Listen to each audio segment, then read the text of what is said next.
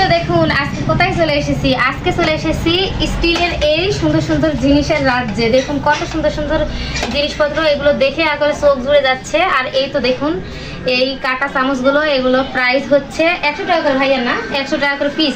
মানে যত ছোট জিনিস নেবেন তত আসলে দাম বেশি।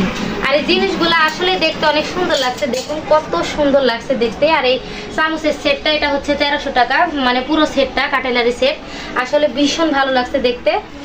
আর এই তো দেখুন এটাতে করে আপনি মানে পরাটা বা অন্যরকম তরকারি বলেন, সস বলেন, সবকিছু নিয়ে এখানে খেতে পারবেন। এই বিষয়টা আরো বেশি ভালো লাগছে আমার কাছে। কোথায় আর দেখুন কত সুন্দর সুন্দর আরো জিনিসপত্র আছে এখানে।